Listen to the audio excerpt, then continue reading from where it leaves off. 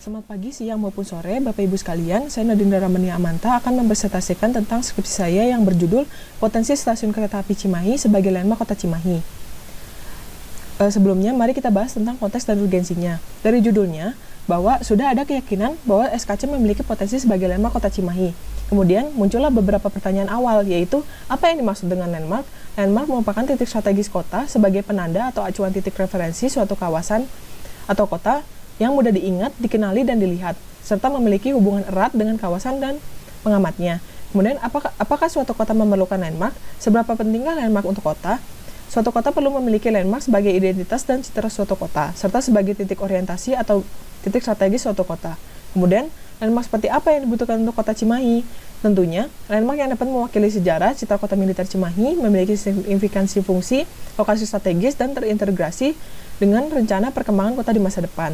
Kemudian, apa yang menjadikan SKC memiliki potensi sebagai landmark kota Cimahi? Mari kita bahas. Sebelum membahas latar belakang, mari kita membahas fenomena yang muncul dan menarik untuk dibahas. Transportasi kereta api semakin diminati hingga sekarang untuk ekonomi, pekerjaan, maupun pendidikan. Kemudian perkembangan TOD, Transit Oriented Development, di Jawa Barat yang semakin berkembang dan direncanakan oleh Ridwan Kamil. Kemudian muncullah beberapa perda-perda Kota Cimahi yang membahas tentang signifikansi fungsi SKC, kemudian pemeliharaan dan pemugaran SKC, kawasan militer maupun KCJP atau Kereta Cepat Jakarta Bandung, serta rencana perkembangan SKC terintegrasi perdagangan dan jasa. Kemudian untuk latar belakangnya, sampai sekarang Kota Cimahi belum memiliki landmark kota yang tepat untuk mewakili sejarah, fungsi, lokasi, dan lain-lainnya. Kereta api sangat berpengaruh dan berkembang saat pemerintah kolonial Hindia Belanda di Kota Cimahi. Kemudian Kota Cimahi juga dikenal dan SKC sebagai bangunan pertama dalam rancangan infrastruktur kemiliteran. Kemudian SKC memiliki fungsi vital, yaitu sebagai mobilisasi ekonomi atau hasil bumi dan mobilisasi kemiliteran.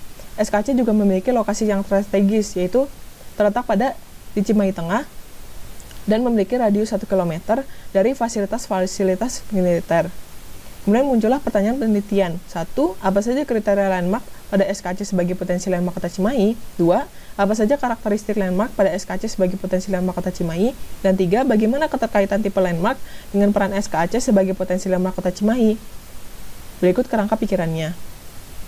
Untuk kajian teorinya, penulis menggunakan teori dari Kevin Lynch untuk kriteria landmark, teori Donald Appleyard untuk karakteristik landmark, serta teori Hava-Alkan-Balka untuk tipe landmark. Kemudian untuk metode penelitiannya menggunakan pendekatan kualitatif dengan metode historical research, dan untuk data primernya melakukan observasi dan sumber literasi, serta data sekundernya melakukan beberapa wawancara terhadap warga Kota Cimahi. Kemudian untuk data objeknya, pada gambar peta berikut terbentuk rancangan aksis fasilitas kemiliteran pembangunan awal dengan status jalan penting, yaitu JAS dan JKP. Untuk SKC sendiri terletak di jalan stasiun yang berstatus JAS. Kemudian untuk kereta api Cimahi sendiri terletak pada jalan stasiun nomor 1 Kelurahan Baros, Kecamatan Cimahi Tengah, Cimahi, Jawa Barat, dengan luas bangunan sekitar 1.800 meter dengan tinggi bangunan 8,2 meter dan luas lahannya total 4.400 meter, dan dikelilingi beberapa fasilitas-fasilitas kemiliteran serta ruko-ruko dan rumah padat. Kemudian mari kita membahas kriteria landmark. Untuk singularity atau keistimewaan, SKC memiliki dominasi bentuk dan fungsinya dari bangunan sekitarnya. Kemudian untuk kekontrasan, SKC memiliki bentuk dan gaya bangunan khas gaya arsitektur vernakular Belanda, hasil dari peninggalan penjajahan Hindia Belanda. Kemudian untuk konteksnya, SKC memiliki keunggulan historis ketimbang bangunan sekitarnya. Kemudian SKC memiliki lokasi yang strategis, yaitu di Cimahi Tengah dengan radius 1 km dari fasilitas-fasilitas kemiliteran. Kemudian untuk continuity atau kesinambungan sekitar, SKC memiliki kesamaan dengan fasilitas-fasilitas kemiliteran, yaitu dari petak-petak perumahan yang ditujukan untuk halaman maupun parkiran. Kemudian untuk detail khusus, SKC dapat dilihat dari gavel dan ornamen sulur khas vernakular Belanda. Kemudian untuk karakteristik landmark, untuk form attributes, dapat dilihat dari pergerakan, garis bentuk, ukuran, bentuk bangunan, permukaan, mutu, dan tanda yang digambarkan pada gambar-gambar berikut. Kemudian untuk visibility, SKC dapat dilihat jelas pada jalan stasiun dan persimpangan-persimpangan utama, yaitu Jalan Sriwijaya persimpangan Jalan Sriwijaya dan Jalan Stasiun, kemudian Jalan Stasiun dan Jalan Gatot Subroto. Kemudian untuk signifikansinya, dari tahun ke tahun SKAC peminatnya semakin meningkat, terkecuali pada tahun 2020 dan 2021 karena COVID. Kemudian untuk tipe landmark, SKAC termasuk pada landmark as city memory historical, landmark as daily life atau city usage, dan landmark as personal memory atau personal perception yang didukung atau di backup karena kegiatan wawancara beberapa warga kota Cimahi dan digambarkan pada beberapa diagram berikut. Kemudian ini hasil dari data wawancaranya yang menanyakan 6 pertanyaan sebagai berikut. Kemudian untuk temuan dan kesimpulan penelitian, balik lagi ke pertanyaan penelitian, yaitu untuk kriteria landmarknya bahwa SKAC terbukti memiliki keistimewaan, kekontrasan, keunggulan historis, lokasi strategis, keberlanjutan rangkaian, dan detail khusus untuk bangunan landmark menurut teori Kevin Lynch. Kemudian untuk karakteristik landmark, bahwa SKAC memiliki atribut bentuk dengan kadar 70% dan atribut visibilitas dan significance 100%.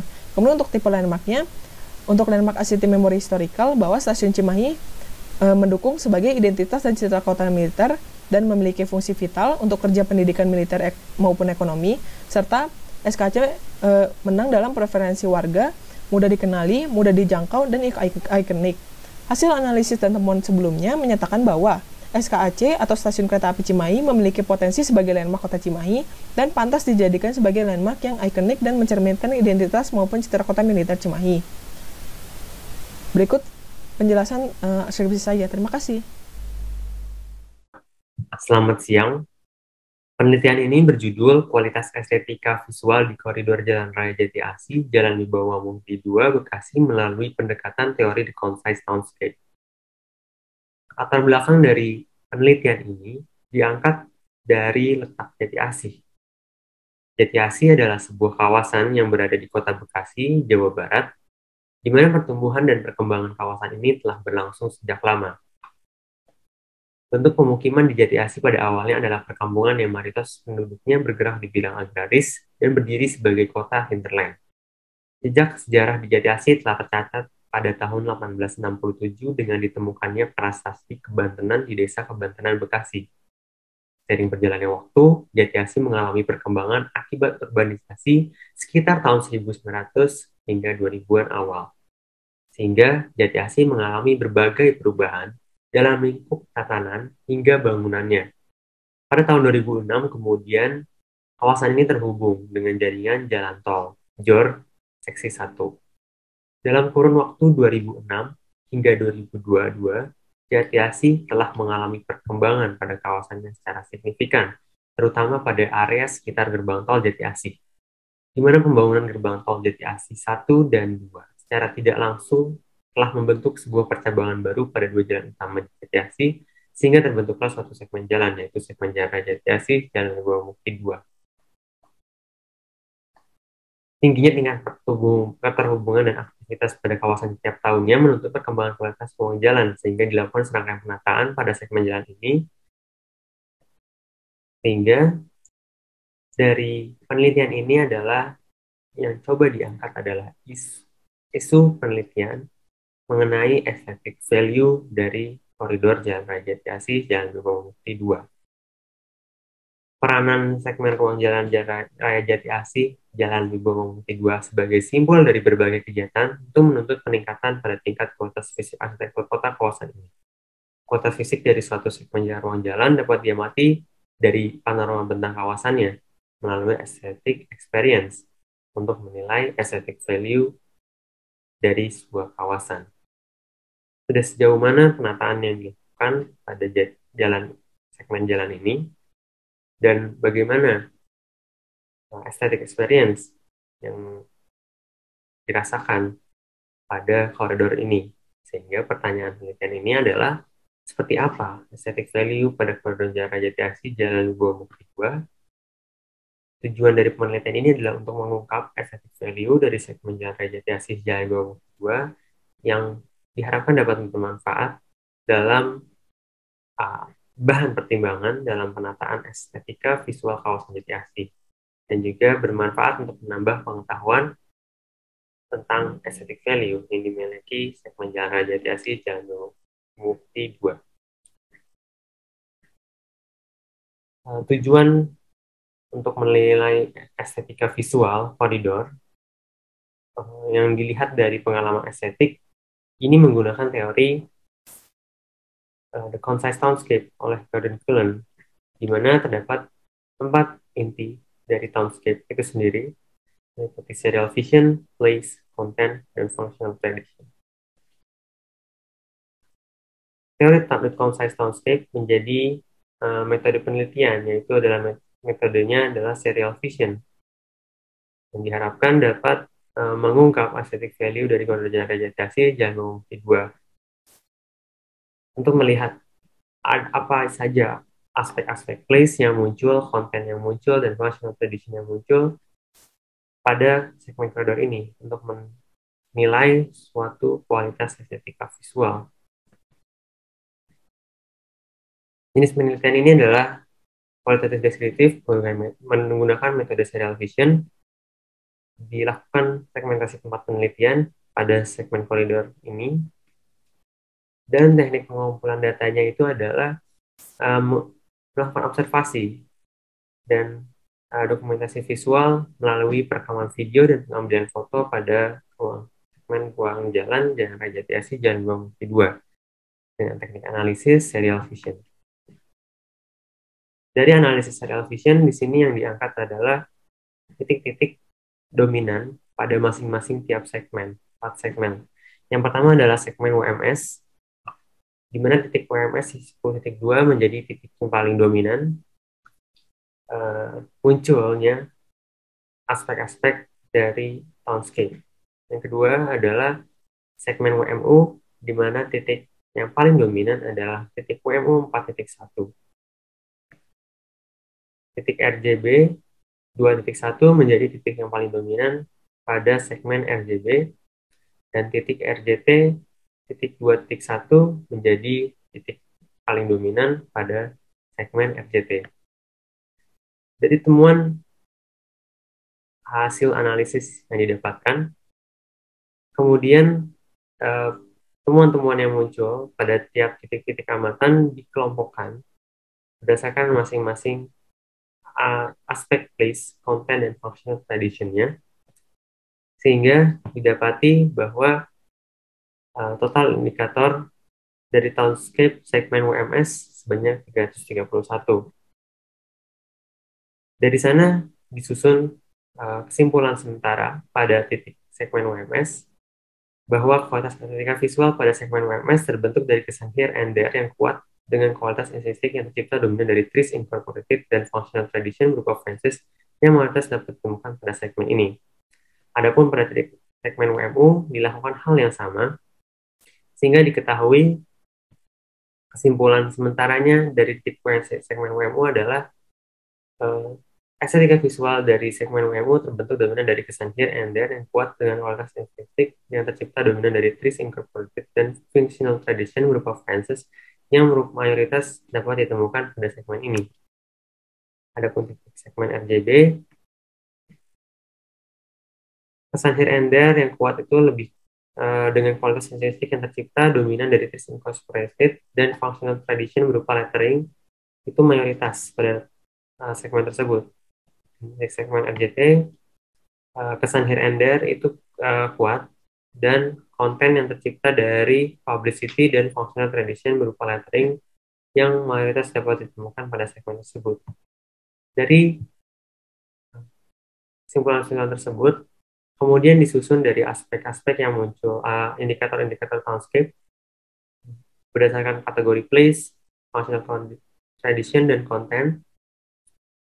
Dilakukan penilaian yaitu total score townscape per segmennya, sehingga diketahui berdasarkan grafik dan tabel penilaian townscape di mana kualitas estetika visual pada koridor Jalan Jati Asih Jalan Mukti 2 gabungan dari 4 segmen WMS, WMU, RJB, dan RJT. Penilaian estetika dapat diketahui dari tingkat skor indikator townscape tiap segmen yang menyatakan kualitas estetika visual segmen WMS lebih bagus dari segmen WMU, RJB, dan yang paling buruk adalah RJT. Dari tabel penilaian Townscape diketahui sense of place pada pekerjaan Raja Tes dan Bukti 2 lebih kuat dari konten dan functional condition ini.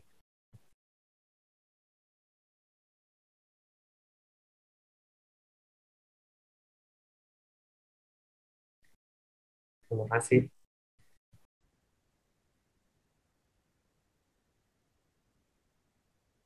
Selamat pagi Bapak Ibu dan teman-teman sekalian. Perkenalkan saya Didra Nabila Ardiansyah akan mempresentasikan hasil penelitian saya yang berjudul Elemen dan Sistem Linkage pada Kawasan Jati Baru, Tanah Abang, Jakarta.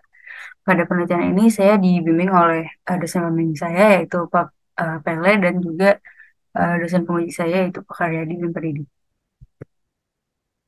Langsung saja ke objek studi. Objek studi yang saya teliti pada penelitian ini adalah kawasan Tanah Abang, khususnya pada kawasan Jati Baru. Kawasan ini berbatasan dengan Jakarta Barat dan Jakarta Pusat, yaitu kawasan perkantoran Tamrin, Medan Merdeka, dan Sudirman. Selain itu, pada kawasan ini terdapat jembatan penyeberangan multiguna Tanah Abang, yaitu jembatan yang menghubungkan stasiun Tanah Abang dengan Pasar Tanah Abang. Jembatan ini juga dibangun untuk membantu mengurai kemacetan yang terjadi pada Jalan Jati Baru Raya karena adanya stasiun sebagai titik transit. Selain itu, jembatan ini juga mengubah keterhubungan yang terbentuk pada kawasan Jati Baru sehingga saya anggap menarik untuk dipelajari. Sedikit overview, kawasan Jati Baru ini dikelilingi oleh beberapa jalan utama seperti Jalan Fakhrudin dan Jalan Kiai Haji Mas Mansur di sisi timur, lalu Jalan Jati Baru Raya pada sisi utara dan barat, dan Jalan Kebun Jati di sisi selatan. Jalan-jalan ini menghubungkan kawasan ini dengan tadi Jalan CBD Tamrin dan Sudirman juga di Jakarta Barat. Selain jalan utama, pada kawasan ini juga terdapat beberapa jalan tembusan seperti Jalan Jati Baru 1, 2, 3, 4, dan seterusnya. Nah, pada penelitian ini jalur yang dibahas adalah jalur yang menghubungkan stasiun dengan pasar. Dan pada observasi dapat ditemukan bahwa terdapat 3 jalur utama yang digunakan oleh para pengunjung, yaitu alur bawah 1, saya beri nama alur bawah 1 yang berwarna merah muda, ini yang menggunakan jalan-jalan tembusan Jati Baru. Lalu jalur bawah 2 yang berwarna merah itu menggunakan trotoar Jalan Jati Baru Raya, dan jalur atas yang berwarna biru yang menggunakan jalur JPM Tanah Abang. Mungkin langsung masuk ke analisis elemen linkage untuk mempersingkat waktu. Pertama, pada alur bawah 1, ini adalah alur yang menggunakan jalan tembusan. Jadi pada sepanjang alur ini itu terdapat toko-toko pada sisi kanan dan kiri bawah jalannya sehingga membentuk sebuah keterhubungan visual berbentuk koridor. Dan toko-toko ini tuh tidak berhenti dari awal hingga akhir jalurnya sehingga secara keterhubungan visual jalur ini cukup kuat. Selain secara visual, secara fungsional juga jalur ini cukup kuat keterhubungannya karena adanya toko-toko tadi yang tidak berhenti dari awal hingga akhir jalurnya sehingga aktivitas yang terjadi di sana juga tidak berhenti dan terhubung dari awal hingga akhir. Selanjutnya, alur bawah 2 adalah alur yang menggunakan trotoar Jalan Jati Baru Raya. Jadi di sisi timurnya itu ada bangunan-bangunan pertokoan dan perumahan, dan di sisi baratnya itu berbatasan langsung dengan JPM Tanah Abang. Pada jalur ini itu secara linkage visual itu terdapat linkage visual yang berbentuk koridor yang juga sangat kuat karena adanya JPM Tanah Abang. Namun secara keterhubungan fungsional itu terdapat sisi yang terputus di mana di sana tidak terdapat aktivitas dan hanya digunakan sebagai ruang sirkulasi. Ini karena tidak ada ruang yang menyediakan kegiatan perdagangan di sana. Lalu terakhir alur atas yaitu alur JPM Tanah Abang. Jadi JPM Tanah Abang sendiri ini selain jembatan penyeberangan dia juga berfungsi sebagai ruang perdagangan. Jadi terdapat banyak kios-kios di dalamnya. Jadi secara visual keterhubungan visual pada JPM Tanah Abang itu terbentuk dari adanya irama bentuk-bentuk kios-kios yang ada di dalam JPM Tanah Abang ini juga dari elemen pelingkup JPM Tanah Abang itu sendiri. Sehingga secara keterhubungan visual juga masih cukup kuat. Namun sama halnya seperti alur bawah 2 tadi, terdapat titik-titik di mana tidak terjadi kegiatan perdagangan dan hanya digunakan untuk sirkulasi, sehingga tidak sekuat alur bawah 1. Lanjut ke analisis selanjutnya, yaitu analisis sistem linkage. Sebelumnya perlu dipahami bahwa hierarki tertinggi pada kawasan ini adalah pada Pasar Tanah Abang, karena pengaruhnya yang sangat besar dalam menciptakan kegiatan di sekitarnya. Lalu untuk memahami sistem linkage, di sini akan menggunakan teori yang bernama Dimensions of Interactions. Pada teori ini, urban web itu ditelaah berdasarkan 3 aspek, yaitu strength of interaction, symmetry of interaction, dan structure of the system. Kekuatan, keseimbangan, dan hierarki pada sistem ini. Nah, pertama pada strength of interaction, kekuatan interaksi ditelaah menggunakan analisis sebelumnya, yaitu analisis elemen linkage. Semakin kuat keterhubungan, maka strength akan dianggap lebih besar. Dari analisis tadi dapat dilihat bahwa secara visual, ketiga jalur memiliki kekuatan visual yang sama, namun secara fungsional itu paling kuat ada pada alur bawah satu. Untuk lebih mudah memahaminya, saya coba buat bentuk diagram seperti ini. Secara visual dan fungsional tadi serang terbesar pada alur bawah satu dan hierarki terbesar ada pada pasar Tanah Abang. Diagram ini juga dapat membantu memahami aspek kedua, yaitu symmetry of interaction. Di mana node yang di diagram ini sendiri, node yang kuat digambarkan dengan lingkaran yang besar dan alur yang kuat digambarkan dengan garis yang lebih tebal. Dari diagram ini dapat dilihat bahwa simetri pada kawasan ini adalah medium, jadi masih ada beberapa titik yang lebih kuat dari yang lainnya. Nah, selain dari kekuatan interaksi, simetri juga dapat dilihat dari arah pada jalur-jalur yang ada di sana. Dari observasi, itu dilihat bahwa uh, seluruh jalur itu bersifat dua arah, sehingga sebenarnya secara interaksi itu cukup simetris. Namun mengingat poin sebelumnya, yaitu masih ada titik-titik yang lebih kuat dari yang lain, maka kawasan Jati Baru ini dikategorikan sebagai medium atau moderately symmetrical. Selanjutnya, aspek terakhir adalah structure of the system yang membaca kawasan melalui hierarkinya. Jadi secara strength itu tadi masih ada beberapa titik dan jalur yang lebih kuat dari yang lainnya. Sehingga kawasan ini dapat dikategorikan sebagai moderately hierarchical. Karena sebenarnya titik-titik di sekitarnya bisa bekerja sendiri, namun masih terdapat hierarki yang lebih tinggi. Nah, membahas hierarki, kawasan ini juga bisa ditelah berdasarkan hierarkinya, di mana hierarki pada node itu diperjelas dengan menggunakan kategori dominant node dan non-dominant node, sedangkan pada jalur itu dikategorikan sebagai primary dan secondary paths. Dari hasil analisis strength tadi dapat dilihat bahwa dominant nodes-nya ada pada stasiun Tanah Abang dan Pasar Tanah Abang, lalu primary paths-nya adalah alur bawah satu, yaitu yang melewati Jati Baru 2 dan Jati Baru 10. Terakhir, kesimpulan dapat disimpulkan bahwa sistem ketertautan pada kawasan Jati Baru ini merupakan sistem yang sangat kompleks, di mana ada beberapa jalur yang menghubungkan dua titik yang sama. Hal ini menunjukkan besarnya pengaruh dua titik ini, yaitu tadi Pasar Tanah Abang dan Stasiun Tanah Abang, bagaimana dia mempengaruhi seluruh kegiatan pada kawasan tersebut dan bahkan mempengaruhi tatanan di kawasan tersebut. Pada penelitian ini juga ditemukan bahwa bentuk fisik ruang jalan tidak berpengaruh pada intensitas interaksi. Bisa mengingat tadi, misalnya alur bawah 2 itu secara visual lebih kuat dari alur bawah 1, tapi sebenarnya orang-orang lebih menggunakan alur bawah 1 karena lebih banyak kegiatan di sana. Secara fungsional, aktivitasnya lebih terhubung. Ini dianggap sesuai dengan teori of urban web yang menyatakan bahwa dengan adanya aktivitas, jalur-jalur ini tidak hanya menjadi ruang sirkulasi, namun juga terbentuk kegiatan yang dapat memberikan pengalaman tambahan pada jalur tersebut sehingga pengunjung lebih tertarik untuk menggunakan jalur tersebut. Sekian dari presentasi saya, terima kasih.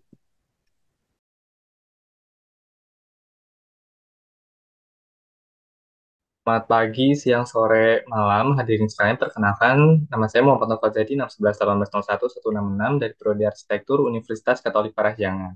Pada kesempatan kali ini, saya akan mempresentasikan hasil penelitian skripsi saya dengan judul Pengaruh Setting Fisik terhadap Penggunaan Ruang Terbuka di Lingkungan Perumahan dengan objek studi Tatar Banyak Sumba dan Tatar Jingga Negara Kota Baru Parahyangan. Latar belakang dari skripsi penelitian saya ini dilihat dari penyediaan ruang terbuka pada suatu lingkungan perumahan yang berbentuk klaster yang memiliki fenomena berupa kesenjangan simbol aktivitas terjadi di dalam ruang terbuka di lingkungan perumahan, di mana simbol aktivitas terjadi pada ruang terbuka dengan fungsi ekologis dan ruang terbuka tersebut tidak memiliki beragam elemen perebut dan karakternya bersifat cenderung lapang. Hal tersebut menciptakan beberapa pertanyaan penelitian berupa bagaimana pengaruh fisik terhadap penggunaan ruang terbuka di lingkungan perumahan dengan studi kasus pada Tatar Banyak Sumba dan Tatar Jingga Negara. Tujuan dari penelitian ini untuk mengetahui bagaimana pengaruh setting fisik terhadap penggunaan ruang terbuka di lingkungan perumahan dengan study case-nya Tatar Banyak Sumba dan Tatar Jingga Negara. Dalam mendukung penelitian ini, saya melakukan studi literatur dan menggunakan dua teori, yaitu teori setting fisik dari buku The Meaning of the Built Environment, Amos Rapoport, yang memuat terkait setting elemen fisik, pembentuk dan pengisi ruang, terbagi menjadi 3, elemen fix, semi-fix, dan non-fix. Sementara teori yang kedua, saya menggunakan teori aktivitas pada ruang dari buku Life Between Buildings Using Public Space dari John Gale, yang memuat tentang aktivitas yang terjadi pada ruang yang meliputi necessary, optional, dan social activity. Kemudian dalam penelitian ini saya menggunakan metode penelitian deskriptif dan pendekatan kualitatif dengan pengumpulan data yang terbagi menjadi dua, di mana data primer saya menggunakan observasi lapangan dan wawancara pengguna ruang terbuka. Dan pengumpulan data sekunder melalui studi literatur yang telah di-mention sebelumnya. Dari studi literatur dan metode penelitian nanti akan dibandingkan hasilnya bagaimana antara hasil lapangan dengan studi pustaka yang terkait. Dari sana akan menciptakan sebuah kesimpulan. Data objek studinya sendiri terdapat di dua lokasi, itu Tatar Banyak Sumba dan Tatar Janganagara, di mana Tatar Banyak Sumba itu memiliki 3 ruang terbuka, itu Taman Cipta Banyak Sumba, Taman Olahraga Banyak Sumba, dan Lapangan Banyak Sumba. Sementara di Tatar Janganagara terdapat 2 ruang terbuka, yakni Taman Janganagara dan Lapangan Janganagara. Kemudian berdasarkan hasil pembahasan pada objek studi yang pertama, Taman Cipta Banyak Sumba, Taman Cipta Banyak Sumba memiliki setting fisik berupa laman pengisi berupa pepohonan, area hijau, cungkit-cungkit, sculpture, gazebo, seluncuran ayunan, tempat duduk, dan batu alam pijak. Sementara itu juga terdapat setting fisik berupa perbedaan pengelolaan bidang dasar pada area pepohonan area hijau dengan area fungsi-fungsi terkait seperti fasilitas bermain dan gazebo. Hal tersebut menciptakan beberapa penggunaan seperti keberadaan elemen fisik berupa gazebo yang digunakan untuk duduk dan menguasai anak-anak serta menyimpan barang bawaan, fasilitas bermain digunakan untuk anak-anak bermain, kemudian area hijau dan pepohonan digunakan untuk duduk, berteduh, dan juga bermain permainan imajinatif seperti benteng-bentengan, dan yang terakhir sirkulasi pejalan kaki yang digunakan untuk berjalan kaki dan bersepeda. Setting fisik pada Taman Cipta Banyak Sumba ini didominasi oleh fasilitas bermain yang sekaligus menjadi activity generator pada ruang terbuka ini, sehingga menciptakan penggunaan ruang terbuka ini sebagai ruang bermain pada Tatar Banyak Sumba ini. Kemudian objek studi yang kedua adalah Taman Olahraga Banyak Sumba, di mana memiliki setting elemen pengisi berupa alat gym, lapangan basket, koridor hijau, fasilitas bermain seperti ayunan dan kompan, tempat duduk, pepohonan, dan juga area hijau. Sementara itu juga terdapat setting fisik berupa pengolahan bidang dasar, di mana area pepohonan dan area hijau memiliki bidang yang lebih rendah ketimbang area lapangan basket, alat gym, tempat duduk, dan juga fasilitas bermain. Hal tersebut menciptakan beberapa pengaruh terhadap penggunaan ruangnya, seperti area lapangan basket digunakan untuk jogging dan bermain basket, kemudian area fasilitas bermain dan duduk digunakan untuk area beristirahat, bermain, dan menguasai anak-anak, sementara area pejalan kaki digunakan untuk berjalan kaki, bermain hewan peliharaan, dan bersepeda. Kemudian area pepohonan dan area hijau digunakan untuk berjemur, sirkulasi berjalan kaki, dan juga bermain hewan peliharaan. Setting fisik pada taman olahraga ini didominasi oleh penggunaan fasilitas olahraga dan kebugaran seperti alat gym, lapangan basket, dan koridor hijau, sehingga menciptakan penggunaan ruang yang cukup signifikan sebagai ruang untuk berolahraga dan beraktivitas kebugaran di lingkungan perumahan Tatar Banyak Sumba. Kemudian objek studi yang ketiga adalah lapangan Banyak Sumba yang memiliki setting fisik elemen pengisi naungan, lapangan, pepohonan, serta sirkulasi pejalan kaki berupa paving block. Dan juga setting fisik berupa pengolahan bidang dasar dan peneduh, di mana area gazebo dan pejalan kaki memiliki bidang lebih tinggi ketimbang area lapangan dan area hijau setempatnya. Walaupun memiliki 3 elemen fisik, ruang terbuka ini memiliki keragaman simpul aktivitas yang lebih banyak, karena yakni meliputi naungan yang digunakan sebagai area berkegiatan sosial, berolahraga sama aerobik, buat ramarisan, dan beristirahat masyarakat tempat. Kemudian terdapat pejalan kaki yang digunakan untuk area berjalan kaki, bermain hewan peliharaan, dan juga sepeda. Sementara itu ada area pepohonan dan area hijau yang digunakan untuk area duduk, berteduh, dan menikmati suasana sekitar lapangan Banyak Sumba. Sementara area lapangan digunakan oleh masyarakat untuk bermain sepak bola, bermain permainan imajinatif, duduk menguasai anak-anak, berkegiatan sosial, dan juga berolahraga. Pengaturan elemen fisik pada lapangan Banyak Sumba ini didominasi oleh lapangan, naungan, dan area hijau. Sehingga kelapangan dan keleluasaan ruang ini menciptakan penggunaan ruang sebagai ruang serbaguna di lingkungan perumahan Tatar Banyak Sumba. Selanjutnya, objek studi keempat adalah Taman Jingganegara yang ada di Tatar Jingganegara, yang memiliki setting fisik elemen pengisi berupa tempat duduk, sarja dekoratif, tangga hijau, pepohonan, naungan, fasilitas bermain, dan juga area pejalan kaki. Di sini juga terdapat setting fisik berupa elemen bidang pengisinya, di mana area fasilitas bermain ini dan sculpture dekoratif memiliki bidang yang lebih rendah dengan material rumput dan lebih halus ketimbang area perkerasan dan gazebo. Pada area ini bentuk beberapa penggunaan seperti keberadaan gazebo yang digunakan untuk duduk, berbincang, berkumpul, belajar mengaji, dan juga beristirahat santai. Area hijau, pepohonan dengan fasilitas bermain digunakan untuk bermain, baik itu bermain fasilitas bermain ataupun bermain permainan imajinatif. Sementara area perkerasan, sirkuit pejalan kaki digunakan untuk bermain hewan peliharaan, berjalan terapi refleksi, duduk dan berjemur, serta juga berteduh dari sinar matahari, dan juga bersepeda. Setting fisik yang didominasi oleh fasilitas bermain secara dekoratif pada Taman Jingga Negara menjadi salah satu aktiviti generator tersendiri di Tatar Jingga Negara ini. Hal tersebut menciptakan penggunaan ruang yang digunakan sebagai ruang bermain pada Tatar Jingga Negara. Kemudian yang terakhir di objek studi kelima ini adalah lapangan Jingga Negara, di mana lapangan Jingga Negara ini memiliki elemen berupa naungan lapangan dan juga area hijau pepohonan. Di sini pengolahan setting fisik berupa pengolahan bidang dasar, bidangnya tidak terlalu signifikan, yang terdapat pada naungan dan area perkerasan yang memiliki elevasi yang lebih tinggi ketimbang area hijau di sekitarnya. Sama seperti lapangan banyak sumba, lapangan ini memiliki karakter ruang yang lebih luas dan lapang dan memiliki simbol aktivitas yang beragam, meliputi belajar keterampilan gambar, berolahraga selama aerobik wushu, bermain pingpong, rapat warga yang dilakukan pada naungan. Sementara ada juga sebuah aktivitas berupa berkegiatan sosial, berkumpul, berbincang, bertransaksi jual beli, dan memarkir kendaraan yang dilakukan pada area pepohonan dan area hijau pada lapangan Cinganegara. Setting fisik pada lapangan Cinganegara ini memiliki tiga elemen yang utama tadi, yaitu naungan, lapangan, dan juga area hijau pohonan yang digunakan sebagai penghuni untuk wadah beraktivitas. Hal tersebut menciptakan sebuah karakter ruang sebagai ruang serbaguna di lingkungan perumahan Tatar Jingganegara. Berdasarkan pengamatan yang dilakukan dari 5 objek studi di 2 tata tersebut, ditemukan bahwa setting fisik berupa elemen pembentukan pengisi pada setiap ruang terbuka ini berupa elemen fix, semi-fix, dan non-fix mempengaruhi penggunaan di dalamnya. Setting fisik ini meliputi street furniture, pengolahan bidang dasar, dan juga elemen peneduh pada ruang terbukanya. Keberadaan elemen-elemen di ruang terbuka menjadi stimulan aktivitas pada suatu ruang di dalam lingkungan perumahan. Hal tersebut dapat dilihat pada gambar diagram sebelah kanan, di mana dalam sebuah ruang dan pengguna terdapat sebuah setting fisik dan perilaku dari penggunanya. Antara setting fisik dan perilaku dari pengguna ini akan berkaitan satu sama lain dan saling merespon. Respon ini akan menciptakan sebuah behavior system atau sistem behavior terkait dengan bagaimana cara berperilaku di dalam sebuah ruang dengan elemen perabot yang ada di dalamnya.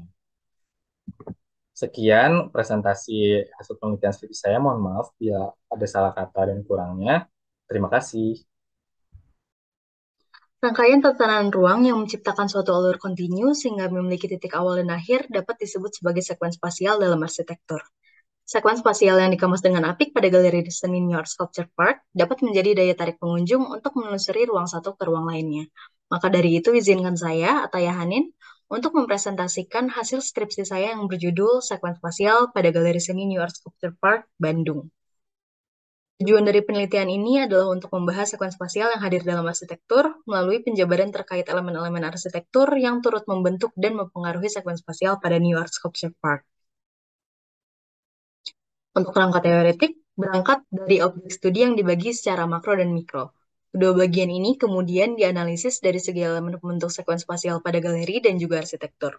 Proses analisis elemen pembentuk ini kemudian dilanjutkan menjadi analisis jenis sekuen spasial dalam arsitektur, serta dalam hubungan musik dan arsitektur. Baru pada akhirnya dapat ditarik kesimpulan, sekuen spasial seperti apakah yang hadir pada Galeri Seni New York Sculpture Park.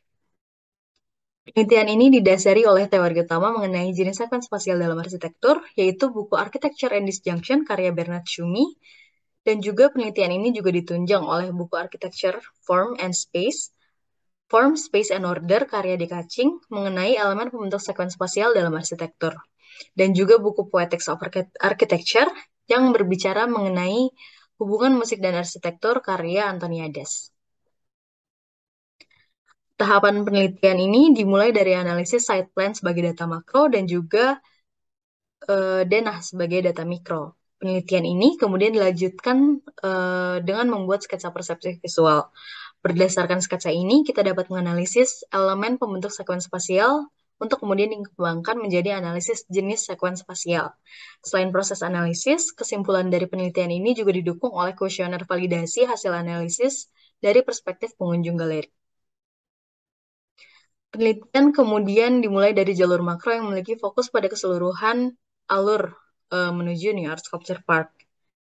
Jalur makro ini kemudian dibagi menjadi 3, yaitu pintu masuk kompleks Setraduta yang ditandai oleh patung tangan, jalur menuju pintu masuk kawasan galeri yang ditandai oleh patung kuda, dan juga pintu keluar kawasan galeri New Art Sculpture Park. Tahap selanjutnya adalah melakukan analisis pada titik-titik yang sudah ditentukan. Salah satunya adalah titik C7 yang berperan sebagai ruang pamer dan ruang istirahat. Ruangan ini memiliki tata ruang tipe hall dengan pencapaian yang bersifat tidak langsung. Titik ini juga memiliki jalur sirkulasi yang terbuka pada kedua sisi. Kemudian dapat ditemukan tangga sebagai area duduk pengunjung dan juga terdapat vegetasi yang membentuk garis vertikal sehingga menghadirkan irama pada titik ini. Kemudian juga terdapat garis diagonal pada dinding yang membentuk pola. Skala ruang pada titik C7 terbilang besar sehingga dapat menampung berbagai aktivitas di dalamnya. Dengan demikian, titik C7 merupakan upaya dari New Art Sculpture Park untuk merangkul berbagai jenis kegiatan kesenian untuk seluruh kalangan. Dengan dilibatkannya titik ini sebagai sequence dalam galeri, sehingga titik C7 menjadi titik yang aktif dilintasi oleh para pengunjung New Art Sculpture Park.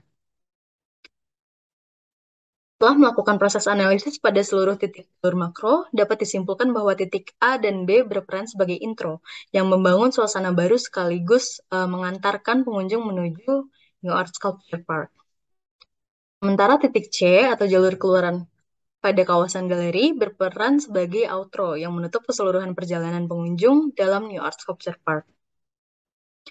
Penelitian kemudian dilanjutkan pada analisis jalur makro, di mana jenis sekuen spasial yang hadir pada titik ini adalah jenis sekuen spasial panjang dengan konfigurasi jenis alur linear pada titik A dan B, serta konfigurasi jenis alur jaringan pada titik C. Penelitian ini kemudian dilanjutkan pada jalur mikro yang memiliki fokus pada ruang dalam galeri New Art Sculpture Park. Uniknya, selepas dari lantai dasar, perjalanan pengunjung galeri dimulai dari titik tertinggi galeri, yaitu terdapat pada galeri lantai 2. Jalur mikro kemudian dibagi menjadi titik D pada lantai dasar, titik E pada lantai 2, dan juga titik F pada lantai 1. Bagaimana yang sudah dilakukan sebelumnya, sketsa persepsi visual juga dibuat pada jalur mikro. Salah satunya adalah pada titik D11 yang berperan sebagai ruang pamer, di mana ruang ini memiliki tata ruang tipe hall dengan jalur sirkulasi yang terbuka pada kedua sisi. Dengan adanya karya seni patung yang silih berganti, seiring dengan adanya karya-karya baru dari Nyoman Norte, di mana patung-patung ini menciptakan jalur yang berbeda setiap waktunya. Secara visual, bidang diagonal pada rangka atap juga membuat irama dan pola pada ruangan. Proporsi ruang pada titik ini juga besar sehingga dapat menampung berbagai karya seni dan juga banyak orang di dalamnya. Dengan skala ruang yang besar ini, pengunjung akan bergerak cenderung lebih lambat untuk menikmati seluruh karya seni yang dipamerkan. Setelah dilakukan proses analisis pada seluruh jalur mikro, ditemukan bahwa jalur D berperan sebagai intro yang menghubungkan, berperan sebagai bridge yang menghubungkan intro pada jalur sebelumnya menuju verse pada jalur selanjutnya. Kemudian jalur E merupakan verse yang bercerita melalui awal mula karir Nyoman Nuarte sebagai pematung, mulai dari proses eksperimen material hingga perkembangan karyanya yang disajikan berurutan berdasarkan lini masa. Kemudian jalur F merupakan chorus atau puncak dari perjalanan pengunjung pada galeri New Art Sculpture Park. Sementara jenis sekuen spasial yang terbentuk pada lantai dasar adalah sekuen pendek dengan hubungan ruang, yaitu ruang-ruang yang berdekatan. Pada lantai 2 terdapat sekuens pendek berupa ruang-ruang yang berdekatan pada jembatan dan pintu masuk galeri, serta sekuens panjang dengan konfigurasi jenis alur grid pada ruang pamer. Lantai 1 memiliki sekuens pendek berupa ruang-ruang yang berdekatan antara ruang galeri temporer dan juga ruang istirahat, serta sekuens panjang dengan konfigurasi jenis alur spiral pada ruang pamer. Seperti yang sudah disampaikan sebelumnya, penelitian ini juga ditunjang oleh kuesioner validasi hasil analisis dari perspektif pengunjung galeri. Berikut merupakan hasil kuesioner di mana mayoritas pengunjung setuju terhadap analisis baik pada jalur makro maupun jalur mikro.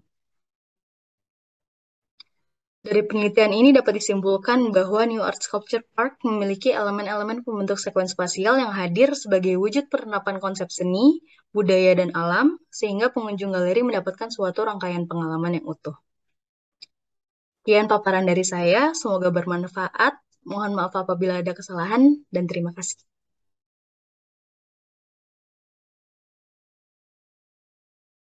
Halo, perkenalkan nama saya Razan. Pada kesempatan kali ini, saya akan mempresentasikan hasil penelitian skripsi 53 saya dengan judul Citra Lokalitas Fisiografis dalam bentuk panorama ruang kota pada kawasan alun-alun dan Masjid Agung Manonjaya dan Tasikmalaya. Berikut merupakan lini masa pembahasannya dimulai dari pendahuluan, tinjauan pustaka, identifikasi objek studi, deskripsi dan analisis, dan diakhiri dengan penutup yaitu penarikan kesimpulan. Latar belakang penelitian saya itu didasari atas perkara townscape yang terdiri dari ragam elemen spasial yang juga dipengaruhi oleh konteks geografis dan sosiokultural dari suatu rumah perkotaannya. Townscape sendiri juga dapat diartikan sebagai bentuk representasi dari persepsi seorang pengamat terhadap bentuk dan pola elemen spasial yang eksis pada suatu rumah perkotaan secara visual. Tatanan dan keragaman elemen yang baik itu mampu menciptakan keharmonisan pada citra visualnya. Citra sendiri juga dapat didefinisikan sebagai wujud image kultur yang pada ruang perkotaan juga memiliki kaitan dalam penciptaan nilai lokalitas kawasannya. Selain itu, latar belakang objek studi yaitu urban history yang terikat namun memiliki dua pewujudan yang berbeda dengan kebudayaan yang berbeda juga menjadi latar belakang penelitian kali ini. Maka dari itu, penelitian kali ini itu akan fokus melihat indikasi lokalitas dan citra visual pada kawasan alun-alun dan Masjid Agung Manonjaya dan Tasikmalaya dalam memunculkan indikasi keestetikan panorama ruang kota. Dari latar belakang tersebut muncul beberapa pertanyaan penelitian, yaitu apa saja elemen fiksi spasial yang signifikan terhadap citra visual, bagaimana elemen fiksi spasial mengindikasikan nilai lokalitas, dan bagaimana korelasi antara lokalitas terhadap keharmonisan visual pada panorama kotanya. Ada pula tujuan dan manfaat penelitian, di mana penelitian ini bertujuan untuk mengetahui citra lokalitas dan citra visual panorama ruang kota pada kawasan objek studi dalam memunculkan indikasi estetika panorama ruang kota. Manfaat penelitian ini juga dapat diharapkan untuk menambah wawasan dan pandangan baru baik bagi penulis maupun pembaca terkait kajian riset panorama ruang kota, terutama di kota-kota di Indonesia. Untuk metodologi penelitian digunakan merupakan kualitatif deskriptif dengan tahapan analisis interpretivism, yang mana hasil penelitian akan didasari atas pandangan pribadi penulis terhadap fakta, data, logika yang akan memunculkan indikasi lokalitas dan citra visual yang memunculkan indikasi keestetikan panorama kota. Untuk pengolahan fakta sendiri, itu dilakukan secara daring dengan pengamatan Google Street View, lalu pengolahan data menggunakan pictographic analysis, lalu penilaian logika dengan penilaian semantik dan juga beberapa parameter yang akhirnya memunculkan deskripsi baik lokalitas maupun citra visualnya. Lalu karena penelitian ini itu menggunakan secara visual, untuk memudahkan identifikasi tiap elemen fisik spasialnya akan dilakukan klasifikasi setiap elemen dengan perbedaan warna dan juga pembuatan ekstensial tiap elemennya. Lalu untuk penilaian predikat lokalitas, itu yang dinilai adalah satu shot panoramanya, bukan per elemennya, di mana didasari atas parameter elemen fisik dan juga aktivitas yang akan menghasilkan lokalitas rendah, cenderung tinggi, ataupun tinggi. Lalu untuk penilaian citra visual sendiri, itu didasari tiap elemennya terkait dengan nilai tatanan dan keragaman yang akan menghasilkan nilai disharmonis, harmonis, ataupun in between. Lalu untuk mendukung penelitian juga didasari beberapa literatur, baik terkait pola tata ruang kota, elements of townscape, citra visual dan keharmonisan, juga citra lokalitas, yang nantinya disandingkan dengan kondisi faktual objek studi yang akhirnya menghasilkan indikasi keestetikan ruang kota. Secara singkat, kedua objek studi ini memiliki historiografi yang terikat, yaitu di mana cikal bakal terbentuknya kota Tasikmalaya itu dimulai dari pembentukan ibu kota Kabupaten Sukapura di kawasan Manonjaya. Nah, meski demikian mereka memiliki keterkaitan, namun wujudnya tuh terpengaruhi oleh dua budaya yang berbeda, di mana di Manonjaya dipengaruhi oleh budaya ketimuran dari Kerajaan Nusantara dapat terlihat dari pola tata ruang kota urban core di alun-alunnya, sementara di kawasan Tasikmalaya dipengaruhi oleh budaya kebaratan dari kolonial Hindia Belanda juga dapat dilihat dari pola tata ruang kota urban core-nya, sehingga walaupun mereka memiliki setting yang terikat, mereka memiliki perwujudan townscape yang cukup berbeda. Lalu untuk area penelitian Manonjaya akan mengambil 4 area penelitian, dengan masing-masing area penelitian mengambil 2 shot panorama. Untuk area Tasikmalaya mengambil 5 area penelitian, dengan 2 area mengambil 2 shot panorama, dan 3 area penelitiannya mengambil 1 shot panorama. Lalu untuk mempersingkat waktu, saya akan menjelaskan satu titik yang representatif untuk dijelaskan. Saya akan menjelaskan kawasan titik D2 di Manonjaya, di mana di kawasan ini memiliki keseimbangan antara man-made dan juga natural elements-nya, yang disandingkan juga dengan ragam harmonis activity yang tertangkap di panorama ruang kotanya. Untuk penilaian lokalitasnya sendiri, ditemukan citra lokalitas tinggi pada kawasan D2 ini karena adanya eksistensi dari Masjid Agung Manonjaya yang memiliki gaya arsitektur Jawa Hindu dengan neoklasik Belanda, juga harmonis activity yang cukup menggambarkan budaya ketimuran yaitu berdagang. Untuk citra visual sendiri ditemukan cenderung harmonis, hal ini karena adanya keseimbangan antara man-made dan natural elements-nya terfaktakan pada tabel berikut. Lalu untuk lokalitas di Manonjaya ditemukan seluruh area amatan memiliki lokalitas tinggi, hal ini karena setiap amatan itu menangkap esensi Masjid Agung Manonjaya. Lalu untuk citra visual sendiri ditemukan cenderung harmonis dan disharmonis. Untuk yang disharmonis itu karena ada beberapa elemen yang tidak tertata dengan visibilitas cukup tinggi. Lalu titik amatan tersebut dirunutkan dari yang tertinggi ke terendah, di mana pada kawasan menonjol ini ditemukan keselarasan antara nilai lokalitas dengan citra visualnya, di mana semakin tinggi lokalitasnya, maka akan semakin tinggi pula citra visualnya. Ini merupakan recap di kawasan Tasikmalaya, di mana di Tasikmalaya sendiri untuk lokalitasnya cukup berbeda dengan kawasan Mononjai. Ditemukan 3 hasil, yaitu rendah, cenderung tinggi, dan tinggi. Namun dominan di rendah dan cenderung tinggi ini karena kawasan Tasikmalaya ini sudah tergeser dengan perkara modernisme, sehingga hasil lokalitasnya pun juga sudah cukup rendah di kawasan perkotaannya. Untuk citra visualnya juga sama, ditemukan cenderung harmonis dan cenderung disharmonis. Untuk cenderung disharmonis sendiri juga sama, ada beberapa elemen yang mempengaruhi dari tidak tertata dan juga visibilitas tinggi seperti tatanan signage ataupun dari kabel dan tiang listrik. Hasil korelasi antara lokalitas dan visualitas Tasikmalaya juga berbeda hasilnya, di mana ditemukan ketidakselarasan antara lokalitas dan citra visual di kawasan Tasikmalaya. Hal ini karena ada 3 titik amatan yang menciptakan hasil yang ambigu ataupun konflik ketika dirunutkan dengan hasil amatan yang lainnya, yaitu C1, D2, dan juga C2. Dapat disimpulkan dari penelitian yang dilakukan bahwa historiografi bentukan suatu perkotaan ini dapat mempengaruhi perkembangan citra lokalitas dan citra visual dalam bentuk panorama ruang kotanya. Walaupun kedua objek studi itu memiliki setting geografi, administrasi, dan masa histori yang terikat, namun perwujudannya mereka memiliki caranya masing-masing. Di mana Tasikmalaya itu terpengaruh kolonial Hindia Belanda menciptakan ruang perkotaan yang cenderung pragmatis, sementara Mononjai yang masih mempertahankan kebudayaan kerajaan Nusantaranya itu mampu menciptakan urban karakter identity bagi kawasan perkotaannya. Lalu untuk menjawab pertanyaan penelitiannya, apa saja elemen fisik spasial yang signifikan terhadap citra visualnya? Terfaktakan pada tabel berikut ada elemen fisik berupa primer, sekunder, dan juga tersier. Lalu bagaimana elemen fisik spasial meningkatkan citra kualitasnya? Yaitu adanya konfigurasi dari tatanan dan visibilitas elemen fisik dan juga ragam kegiatan aktivitas yang mampu meningkatkan citra kualitas. Di mana untuk elemen fisik yang memiliki lokalitas cukup tinggi itu dari Masjid Agungnya masing-masing. Lalu bagaimana pengaruh lokalitas terhadap tingkat keharmonisannya, di mana di Mononjai ini ditemukan keselarasan, namun Tasikmalaya itu ditemukan ketidakselarasan, sehingga dapat dinyatakan bahwa ruang perkotaan yang masih mempertahankan nilai lokalitasnya mampu menciptakan keselarasan dengan citra visualnya itu sendiri. Berikut merupakan daftar pustaka penelitian saya kali ini. Sekian presentasi yang saya dapat sampaikan. Mohon maaf bila kurang kata. Sekian dan terima kasih. Kata kota dapat didefinisikan melalui berbagai macam perspektif dalam berbagai disiplin yang berbeda. Arsitektur mendefinisikan kota sebagai entitas fisik spasial, sebuah manifestasi dari ekstensi manusia dan aktivitasnya. Hari ini, saya Sam Benedito akan bercerita mengenai riset S3 perkotaan di Nusantara. Konsekuensi dari adanya observasi ternama terhadap visual kota adalah terciptanya impresi dan persepsi. Kedua hal inilah yang kemudian akan membentuk sebuah istilah yang kita sebut dengan townscape, atau image atau gambaran dari keseluruhan atau sebagian kota. Yoshinobu Ashihara mengumumkan bahwa salah satu elemen penting dari townscape adalah ruang jalan yang berperan sebagai urban setting yang bersifat dinamis. Oleh karena itu, ruang jalan akan menjadi objek utama dalam penelitian kita kali ini. Riset mengenai townscape sejatinya sudah banyak dilakukan di Eropa dan Asia Timur untuk menguak formulasi estetika perkotaan dan melakukan pengembangan terhadap tata kota. Namun sayangnya, di Indonesia, negara dengan aspek lokalitas yang begitu potensial, riset serupa masih sangat minim. Riset ini diberi judul Citra Lokalitas Historiografi dalam bentuk panorama ruang kota dengan 3 pertanyaan utama, yaitu pertama, apa saja elemen fisik spasial yang berpengaruh signifikan terhadap citra visual, dan yang kedua, bagaimana elemen fisik spasial dapat mengindikasikan citra lokalitas, dan yang ketiga, bagaimana korelasi antara tingkat lokalitas dan tingkat keharmonisan visual. Untuk memulai riset ini, kita perlu memahami terlebih dahulu bagaimana proses apresiasi townscape estetik. Secara sederhana, townscape dibentuk dengan adanya konteks geografis dan konteks kultural yang akan menghasilkan entitas fisik spasial dengan komposisi yang unik dan spesifik. Kemudian entitas inilah yang akan diapresiasikan melalui perspektif pengamat yang beragam, sense of positioning, sequence of view, dan aspek fisiko-kultural pengamat yang berbeda akan menghasilkan impresi dan persepsi yang berbeda, hingga akhirnya muncul indikasi estetika perkotaan yang sangat subjektif. Lantas, apa itu estetika?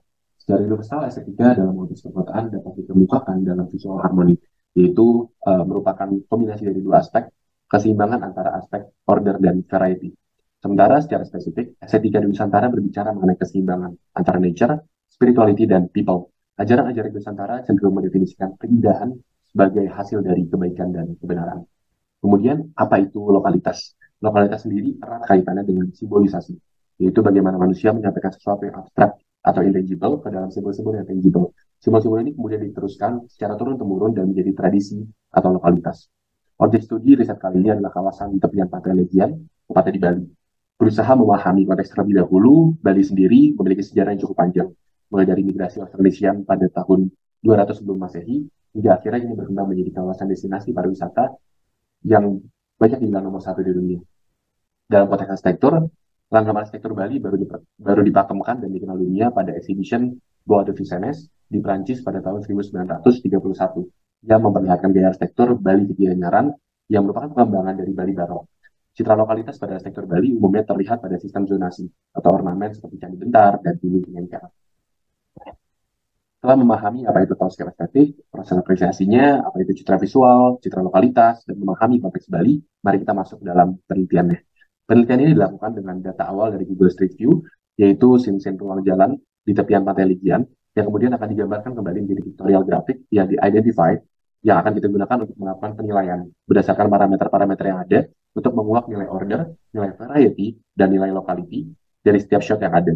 Hasil dari analisis adalah deskripsi citra visual dan citra lokalitas, sehingga kita akan dapat mengambil kesimpulan pada akhir penelitian. Penelitian ini mengambil 3 kelompok titik amatan utama. Zona A atau simpul A merupakan simpul Simpang Silang Dewa Ruci yang merupakan simpul tersibuk di Bali dan dianggap menjadi titik utama untuk perjalanan kita pada serial vision kali ini. Koridor B merupakan koridor transisi dan koridor C merupakan koridor tepian Pantai Legian yang merupakan titik amatan utama. Penelitian dilakukan pada setiap titik dengan mengamati pictorial grafik berupa sketsa perspektif dan sketsa peta. Setiap elemen dengan bobotnya masing-masing akan dinilai sehingga kemudian didapatkan deskripsi citra visual dan lokalitasnya. Seperti pada titik A1 ini yang memiliki citra visual cenderung harmonis karena memiliki order yang cenderung rapi dan keragaman elemen yang atraktif. Serta citra lokalitas tinggi karena fokus yang tertuju pada patung Dewa Ruci. Titik A2 cenderung harmonis dan lokalitas tinggi, A3 cenderung harmonis, lokalitas tinggi, A4 cenderung harmonis dan lokalitas tinggi, B1 cenderung disharmonis dan lokalitas cenderung tinggi, B2 cenderung disharmonis, lokalitas cenderung tinggi, sementara titik B3 yang kental dengan bangunan heritage-nya memiliki citra visual cenderung harmonis dan citra lokalitas tinggi, titik B4 dengan dominan komersialnya memiliki citra visual Celtic disharmonis dan citra lokalitas cenderung rendah, titik C1 yang didesain sedemikian rupa dengan order hierarkis terhadap candi bentar sebagai welcoming gate bagi turis, memiliki predikat citra visual yang harmonis dan citra lokalitas tinggi. Titik C2 harmonis dan lokalitas tinggi. Titik C3 cenderung harmonis dan lokalitas cenderung tinggi. C4 harmonis dan lokalitas tinggi. Titik C5 cenderung harmonis monoton dan lokalitas cenderung tinggi. Dan terakhir C6 harmonis dan lokalitas tinggi. Sehingga dapat disimpulkan citra visual pada simpul A cenderung harmonis, koridor B cenderung disharmonis, koridor C harmonis. Sementara citra lokalitas simpul A tinggi, koridor B cenderung rendah, dan koridor C tinggi. Data kemudian diolah untuk mendapatkan gambaran korelasi antara citra visual dan citra lokalitas. Di mana notabene didapatkan kecenderungan apabila ketika citra lokalitas lebih tinggi, maka citra visual akan semakin harmonis. Hasil dari analisis kemudian didapatkan kesimpulan sebagai berikut. Pertama, elemen fisik spasial yang berpengaruh signifikan terhadap citra visual adalah elemen primer, terutama badan jalan, pohon atau vegetasi, bangunan permanen, dan pedestrian umum. Kedua, indikasi citra lokalitas dengan approach to copy terlihat pada ornamen-ornamen seperti bentuk atap, pola pada dinding, dan lantai, juga pada elemen dinding lingkar yang ada di tepian jalan. Kemudian, intensi atau approach to learn dapat terlihat pada patung Dewa Ruci, candi bentar, penjor, dan bangunan heritage. Terakhir, untuk menjawab pertanyaan ketiga, citra visual akan cenderung lebih harmonis ketika citra lokalitasnya semakin tinggi. Hal ini sangatlah logis, mengingat aspek lokalitas umumnya berakar dari prinsip keseimbangan. Prinsip ini kemudian diterjemahkan pada langgam-langgam arsitektur lokal melalui aturan zonasi, order, atau hierarki, dan juga aturan-aturan geometris lainnya. Sehingga wajar saja ketika pengamat atau perancang menerapkan citra lokalitas atau prinsip-prinsip lokalitas, maka akan muncul desain atau rancangan yang cenderung rapi, cenderung harmonis, dan cenderung memiliki keseimbangan visual yang tertata. Sekian cerita singkat mengenai riset estetika perkotaan di Nusantara. Terima kasih.